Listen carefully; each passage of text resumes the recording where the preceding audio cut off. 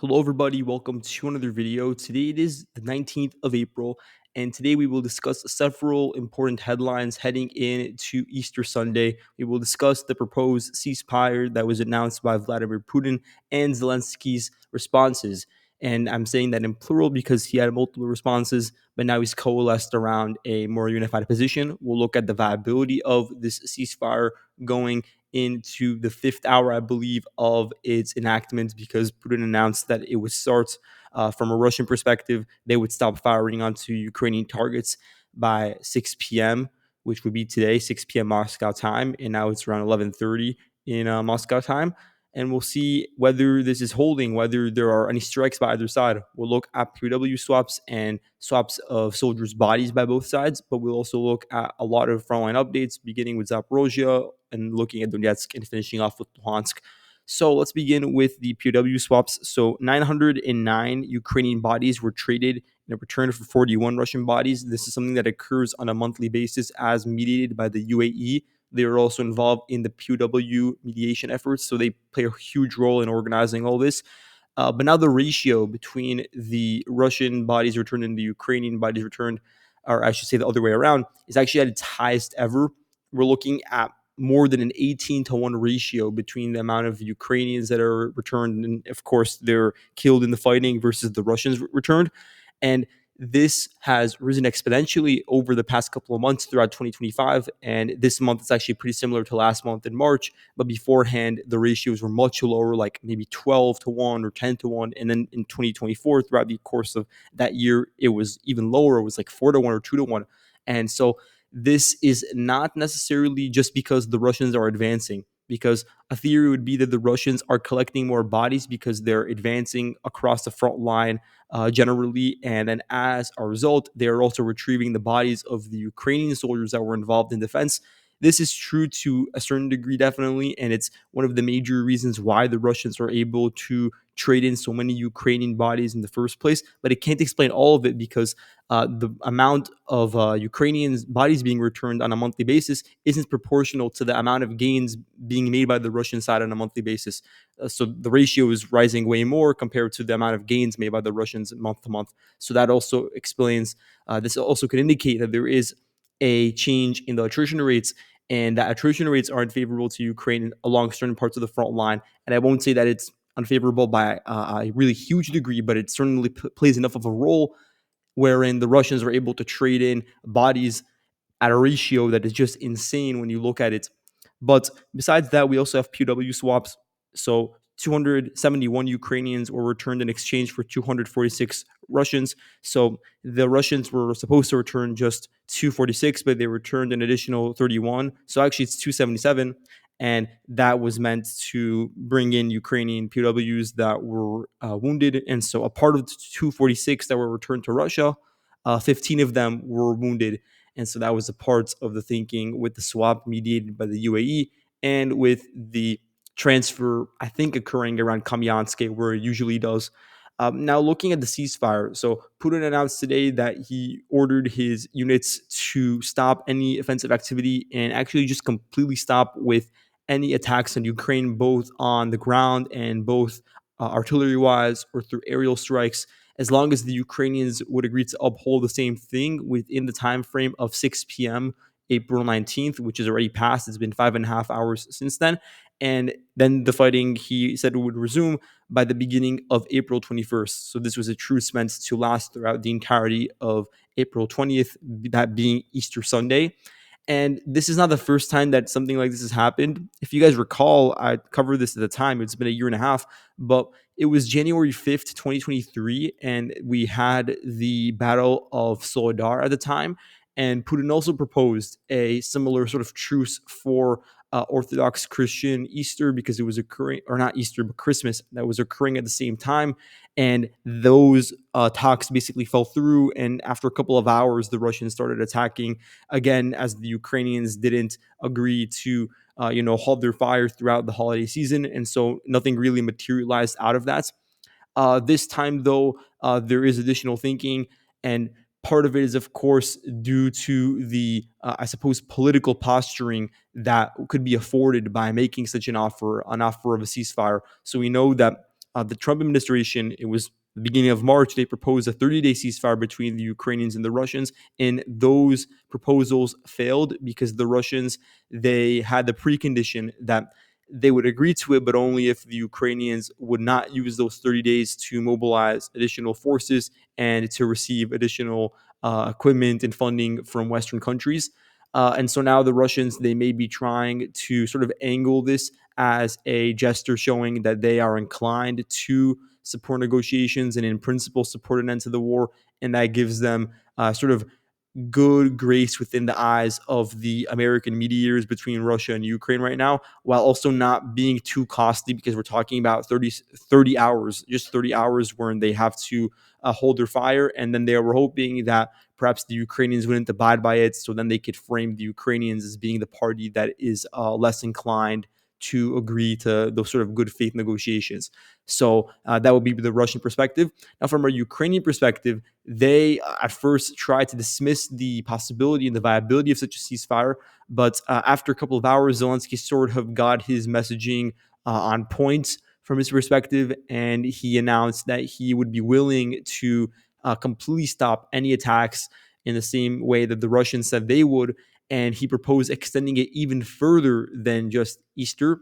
And so this would be a way for Zelensky, from his eyes, to sort of turn the tables and try to get, first of all, a ceasefire without any sort of conditions, just stopping any ground movements and any fire by either side. And then from there to test whether the Russians would actually be serious at holding on to such a ceasefire, to gauge their willingness. And then hopefully, from Zelensky's perspective, to show that they would be unwilling to do so. And these are really the two angles, because from one hand, it could be that either the Russians would agree to an unconditional ceasefire, and then it would just be the 30-day proposal that Trump proposed, or the Russians would eventually see that Easter is over and they would want to return to fighting into the natural course of the war, and they would basically want to abide by their own preconditions that were set previously, that the Ukrainians would not rearm and they would not mobilize during a ceasefire period, and then the war would resume, and then Zelensky could angle that resumption of hostilities as a means of showing that the Russians are not interested in a long-standing peace. So that would be the political thinking of Zelensky when he said that he agrees to the Easter ceasefire and would actually like to extend it further.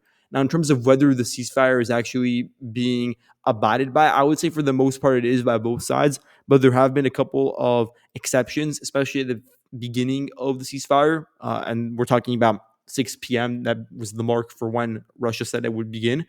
So the Russians, it was reported that they shelled and conducted drone strikes on several areas in Kherson, also near the city of Konstantinivka, which we know very well by now as being an organization point between Toretsk and Chasiv Yar. There were also reports from the Sumy region, but I believe those were debunked. And also from the Kharkiv region that may have actually existed. But those were at the beginning hours. And ever since Zelensky released his ceasefire, his statement saying that he looked favorably upon the possibility of continuing with the ceasefire, since then there have not been any reports by either side of firing. But even before that point, there were reports of the Ukrainians using drones to strike targets in Belgorod, and also using drones to strike Russian positions in Kherson. So there was a bit of back and forth. Even MLS Fire reported by the Ukrainian side that they fired towards the city of Kurakove that you see over here. But again, nothing on the ground that was too significant. We haven't seen any ground movements of note since 6 p.m. So let's begin with the ground movement that occurred over the past 2 days. So, Malotokmachka, over here, there was a sizable Russian attack. And I don't know if the Ukrainian numbers that came out are reliable. So I'm just going to say the Ukraine claims because they're the ones that came out with the post and the video footage to discuss this incident. But I can't say that it's true by any stretch of the imagination. That's up to you guys, for you guys to decide. So the Ukrainians claim that 320 Russian personnel were involved in an assault. And this was from the 58th Combined Arms Army. And it was not just on Malotokmachka, but it was a frontline-wide assault that spanned from the Bilohirya region all the way to areas like Stepove and Myrolyubivka. And so when you put it in that context, it's more possible that 320 soldiers would be involved in general. But in only one concentrated part of the front line along a highway to the town like Tokmachka, that would be extremely unrealistic to see 320 soldiers in the same sort of assault.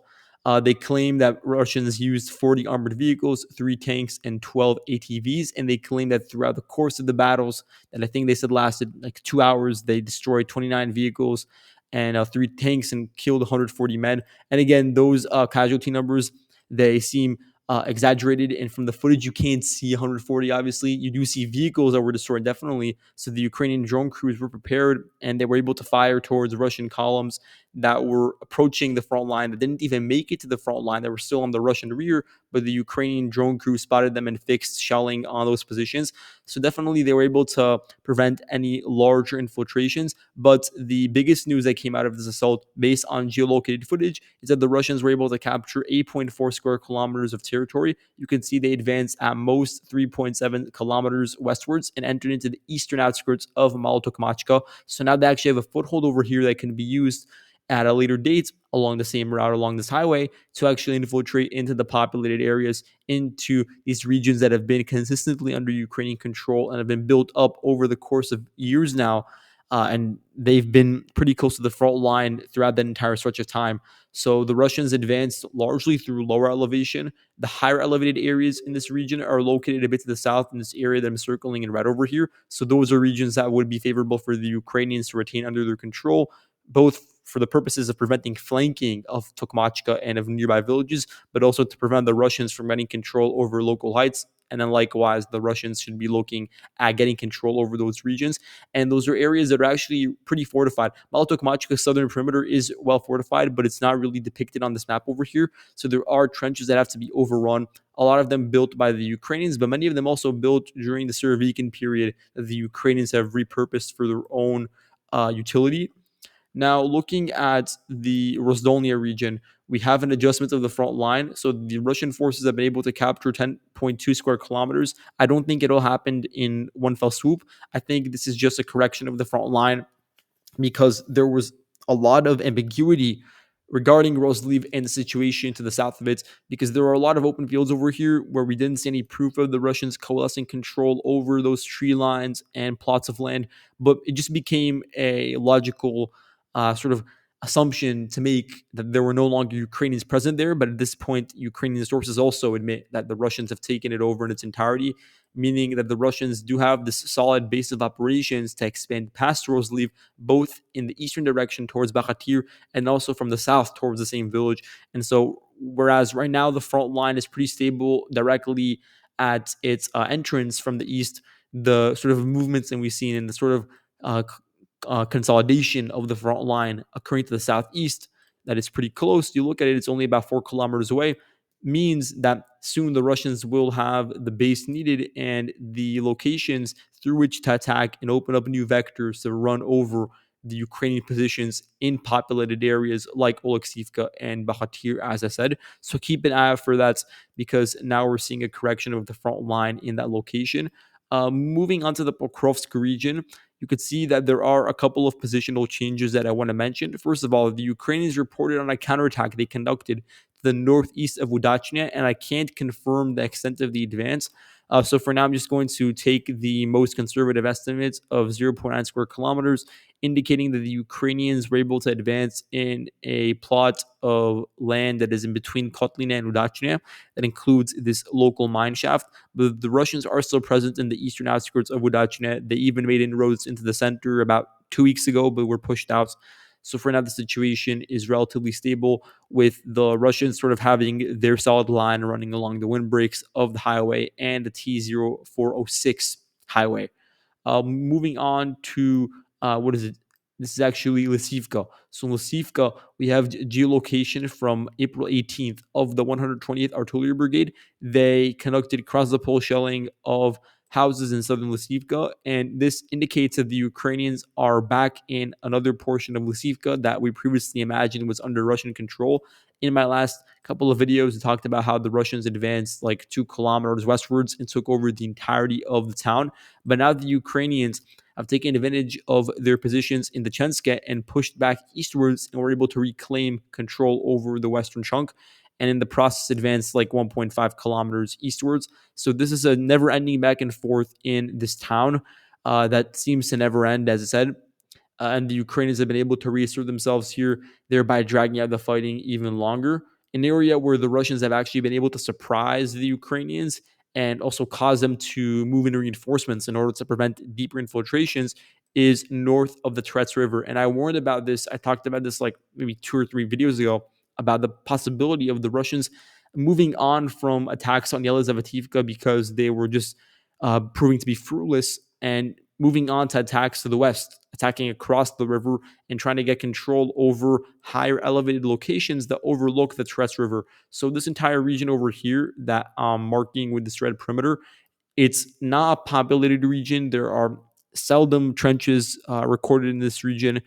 It's just a large open area that's on really high elevation that overlooks the adjacent river valleys, and it's currently under Ukrainian control, but quickly the Russians are chipping away their possession of it, and you can see that with the latest geolocations.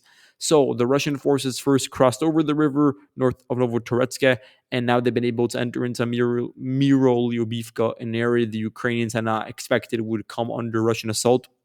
You could see April 17th, the 14th National Guard Brigade claimed that it inflicted 240 casualties and destroyed 96 motorcycles along with 21 armored vehicles during Russian assaults over here. First thing I want to mention is that the Russian intensity of assaults in these regions has increased when you look at Ukrainian reporting on it.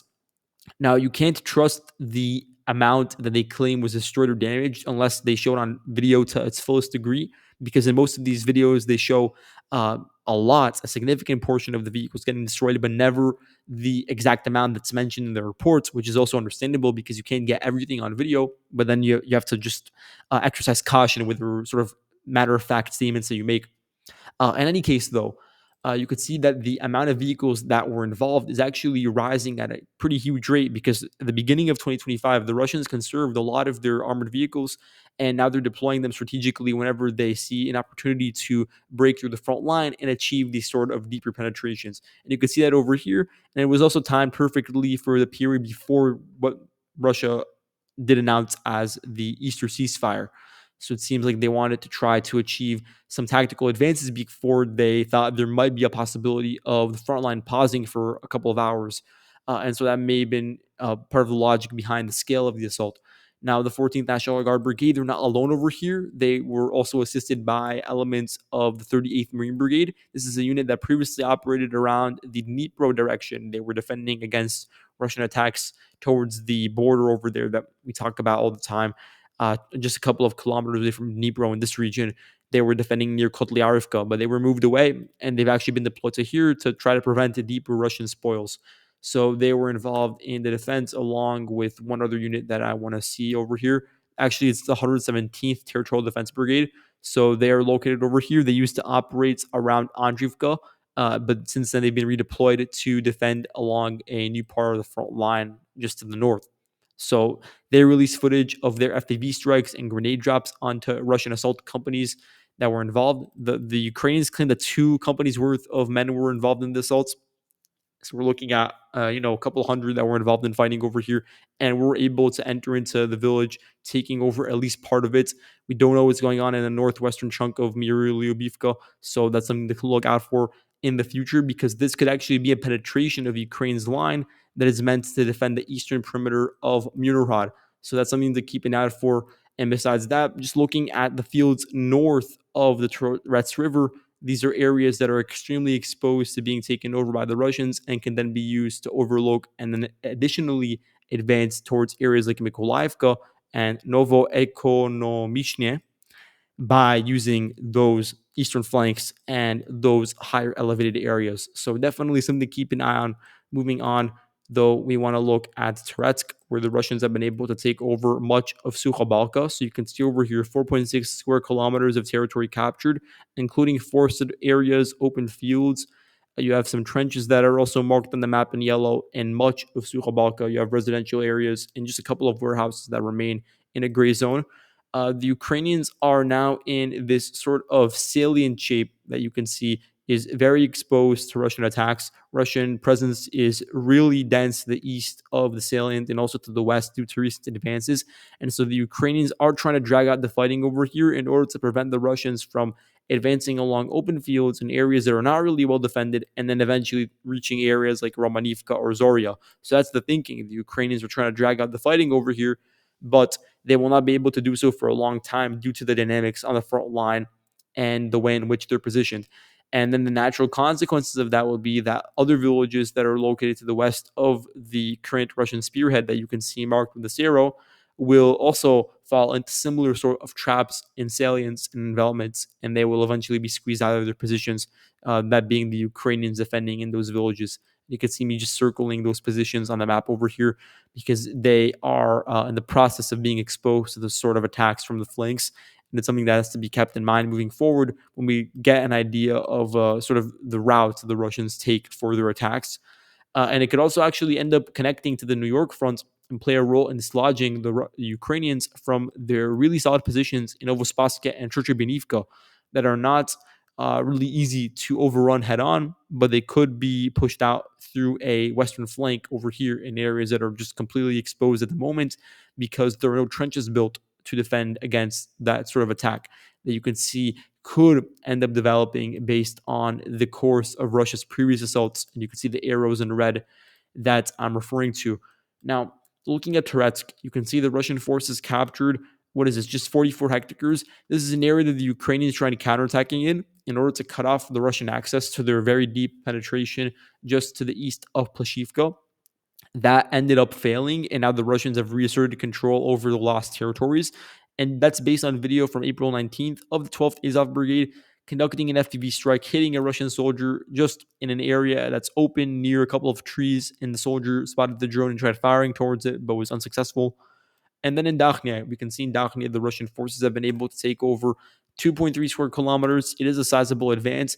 The entire salient that was located just to the west of Druzhba is now under full Russian control. That includes some forested areas, it includes windbreaks, and it includes a vector through which to advance towards the final part of Dakhnia, the northernmost section. That's an area that includes a lot of shrubbery and a couple of dachas that have to be overrun.